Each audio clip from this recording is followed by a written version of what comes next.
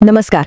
अक्सर जब हम सुनते हैं कि देश का कोई हिस्सा ज्यादा अधिकार मांग रहा है तो मन में एक डर सा बैठ जाता है ना कि कहीं ये देश के लिए खतरा तो नहीं। पर क्या ये हमेशा सच होता है? आज हम इसी सवाल की गहराई में उतरेंगे और ये समझने की कोशिश करेंगे कि ये मांगे जिन्हें हम खतरा समझ बैठते हैं वो असल में हमारे लोकतंत्र का एक बहुत जरूरी, एक स्वाभाविक हिस्सा कैसे हैं। तो चलिए शुरू करते हैं। तो सवाल बहुत सीधा है, लेकिन इसका जवाब उतना ही पेचीदा। क्या ये क्षेत्रीय मांगे देश को तोड़ती हैं या फिर जोड़ती हैं? ये एक ऐसा सवाल है जिसने दशकों से भारतीय राजनीति को उलझाए रखा है और इसका जवाब ढूंढने के लिए हमें बस थोड़ा सा इतिहास में पीछे जाना होगा। चलिए 1980 के दशक को याद करते हैं। वो दौर भारत के लिए बहुत ही उथल पुथल वाला था। एक तरफ पंजाब में उग्रवाद सिर उठा रहा था, दूसरी तरफ असम में बड़े आंदोलन चल रहे थे और कश्मीर घाटी में तनाव लगातार बढ़ता ही जा रहा था। अब जाहिर है जब ऐसा माहौल हो तो किसी को भी लगेगा कि ये जो अलग अलग क्षेत्रों से मांगे उठ रही हैं वो देश की एकता के लिए एक बहुत बड़ा खतरा है। पर क्या वाकई में ऐसा है या कहानी कुछ और है? इस सवाल का जवाब हमें तभी मिलेगा जब हम पहले ये समझें कि ये मांगे आखिर हैं क्या। भारत ने इन्हें दबाने की जगह बातचीत का रास्ता क्यों अपनाया और इस एक फैसले ने हमारे देश के आज को कैसे बनाया है। तो सबसे पहले आइए इसी गुत्थी को सुलझाते हैं कि आखिर ये क्षेत्रीय आकांक्षाएं या रीजनल एस्पिरेशंस होती क्या हैं। तो ये है क्या ये क्षेत्रीय आकांक्षाएं? देखिए, बहुत सीधे साधे शब्दों में कहें तो ये किसी एक खास इलाके के लोगों की अपनी आवाज़ है, उनकी अपनी पहचान है। ये मांगे तब उठती हैं जब उस इलाके के लोगों को लगता है कि भाई हमारी भाषा, हमारी संस्कृति या हमारे आर्थिक विकास पर ध्यान नहीं दिया जा रहा, हमें नज़रअंदाज किया जा रहा है। अब आप ही सोचिए, अगर किसी की आवाज़ को लगातार अनसुना किया जाए तो क्या वो इंसान चुप बैठेगा? नहीं ना। और यहीं पर एक बहुत जरूरी फर्क समझना होगा। फर्क है स्वायत्तता और अलगाववाद के बीच। देखिए, स्वायत्तता यानी ऑटोनॉमी का मतलब है भारत का हिस्सा बने रहते हुए अपने लिए ज्यादा अधिकार मांगना। लेकिन जब यही मांग देश से ही अलग हो जाने की बन जाए तो उसे कहते हैं अलगाववाद। और यहीं से सारी समस्या शुरू होती है। एक लोकतंत्र में स्वायत्तता की मांग करना बिल्कुल जायज है, पर अलगाववाद तो सीधे सीधे देश की एकता पर ही सवाल उठा देता है। इस रिश्ते को ना एक बहुत ही आसान उदाहरण से समझ सकते हैं।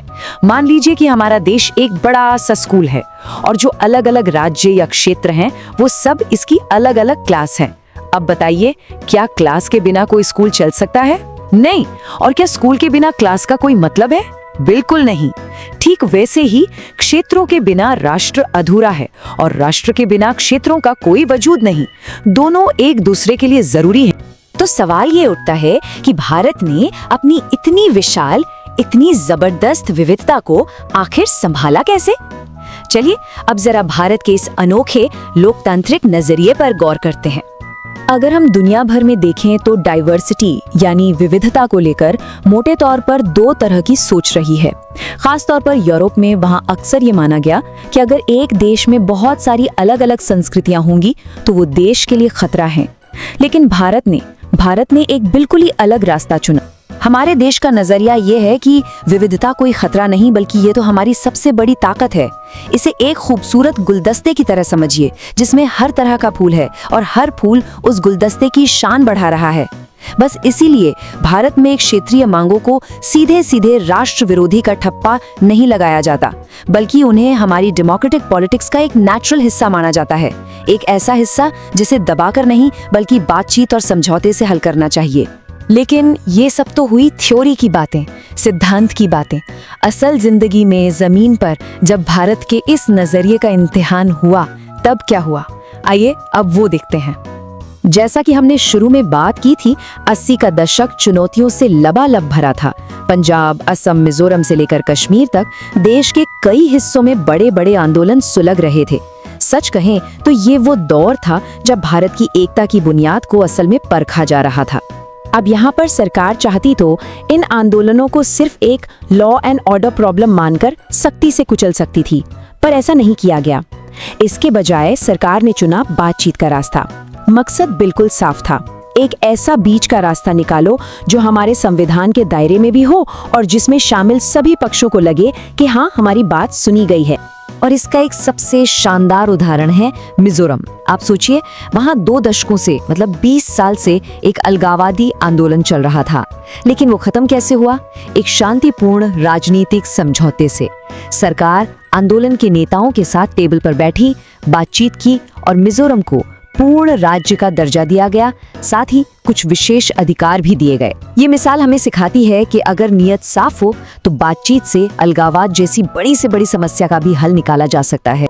तो इन सारे उतार चढ़ाव भरे तजुर्बों से, इन मुश्किल दौर से गुजरकर भारत ने आखिर सीखा क्या? चलिए अब इस पूरी बातचीत के सबसे जरूरी हिस्से पर आते हैं, यानी कि सबक।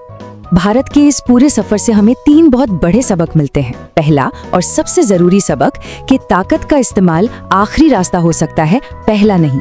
सबसे अच्छा रास्ता हमेशा लोकतांत्रिक बातचीत का ही होता है। दूसरा सबक पावर शेयरिंग, मतलब सत्ता में हिस्सेदारी देना बहुत जरूरी है ताकि किसी भी समूह को ये न लगे कि उन्हें किनारे किया जा रहा है। और तीसरा, हमें ये समझना होगा कि अलग अलग क्षेत्रों के बीच जो आर्थिक गैरबराबरी है उसे दूर करना ही होगा, क्योंकि ज्यादातर मामलों में असंतोष की जड़ यहीं छिपी होती है। और ये सारी बातें हमें एक बहुत ही गहरी और जरूरी चीज सिखाती हैं, वो ये कि राष्ट्र निर्माण मतलब नेशन बिल्डिंग कोई मंजिल नहीं है जिसे एक बार पा लिया और काम खत्म। नहीं, ये तो एक सफर है, एक लगातार चलने वाली प्रक्रिया। भारत जैसे विशाल और विविधताओं से भरे देश के लिए तो ये और भी सच है।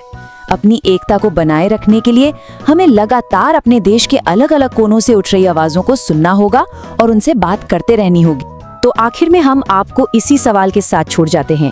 इन सारे सबकों की रोशनी में अगर हम आज के भारत को देखें तो क्षेत्र और राष्ट्र के बीच इस नाजुक संतुलन को बनाए रखने में हमारे सामने कौन सी नई चुनौतियां हैं? ये एक ऐसा सवाल है जिस पर हम सबको सोचना चाहिए।